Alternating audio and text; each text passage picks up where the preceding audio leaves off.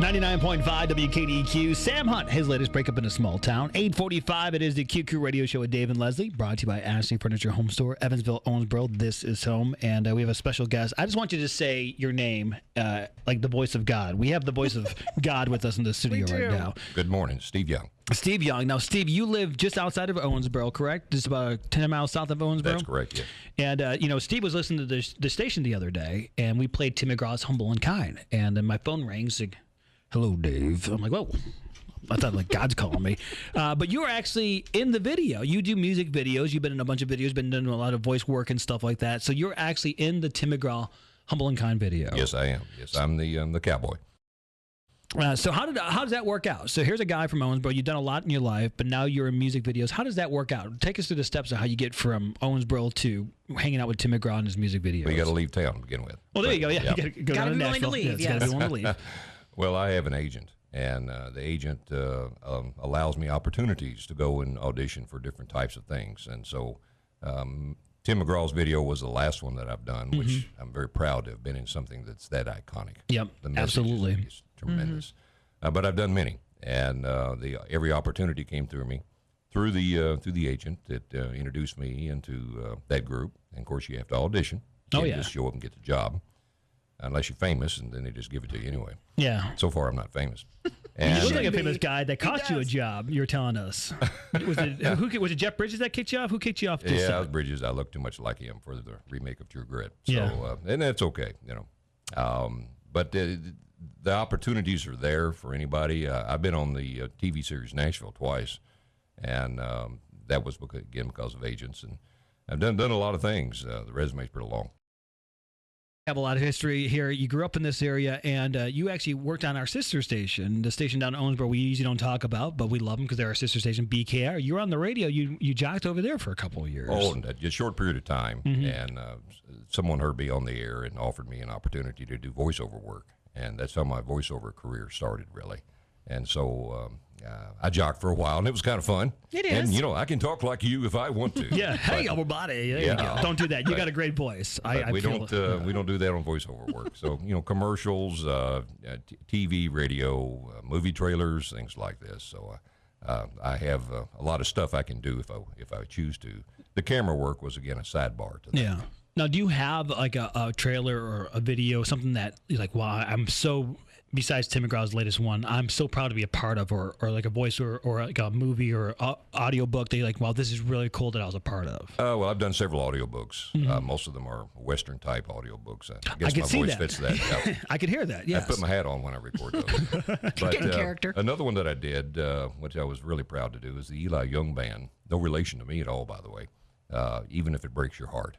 Oh, really? I was cast as the cowboy who was the country music singer and was trying to pawn off my beat-up old guitar. It grew in guitars, by the way, in downtown Nashville. And it's never give up on your dreams, even if it breaks your heart. That's awesome. And so I was very proud to be a part of that message that was out there. And went to the CMA Awards a couple years ago when that was up for Video of the Year. Oh, very cool. And that was pretty cool.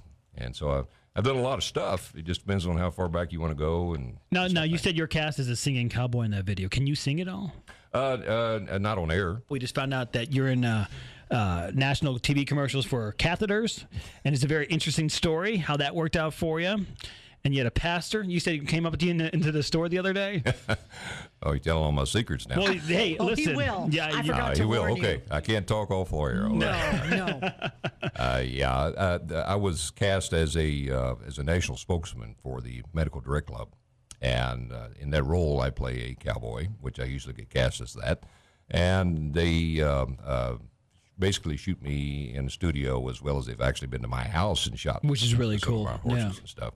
And what they did was they wanted to portray me as being someone who looks like me and uses this product. Then anybody can feel comfortable using this product, almost pain-free. Yeah. And so, it was an interesting shoot for that because I showed up in what I call my city clothes, and they said, "Oh my God, you're that guy in the Eli Young Band video," and I said, "Yeah," and they said, "Would you be willing to cast or play the role of a cowboy in this?" Yeah. So they actually rewrote the entire script and sent somebody out to buy Western wear in Nashville. Wow. And showed up, and I got to pick out what I wanted, and we shot this video. So yeah, it was really interesting to go through that. I don't use the product. I'm Well, just that's an what actor, it is. Yeah, paid actor. people see you on But TV the, using it. They're like, "Hey, he yeah. uses it." You're like, "No, no, no. I'm just." Yeah. Well, the voicing story it. is the pastor saw me in a local convenience store and said he wanted to pray for me, and I said, "Well, that's great. I need all the prayers I can get." And I said, "Any particular reason why?" And he said, "Well, I saw you on TV, and I had no idea." And so I said, "Well, hey, go ahead and pray for me, but I don't use the product. I just that's okay." That's funny. And then you'll run into it a lot because you people start associating. You kind of have a little Kenny Rogers look to you. Like you said, Jeff Bridges kicked you out. You look too much like him.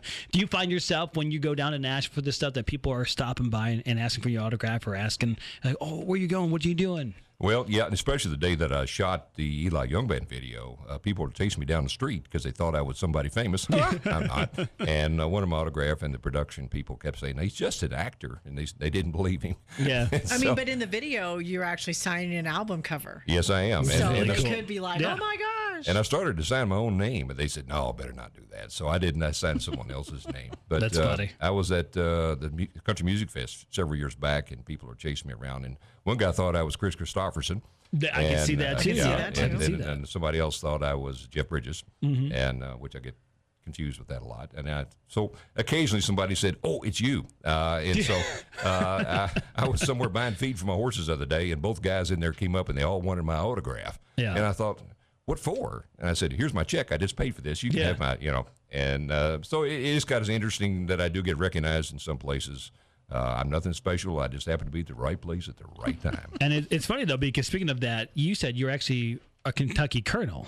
You got that honor many years ago. Yes, I used to own a very large equestrian facility, and because of equine tourism, the governor of Kentucky awarded me the Kentucky Colonel That's status. awesome. It's a certificate that you get, and it was because of bringing thousands of people to my facility for agritourism. That's awesome. So do we have to call you Colonel?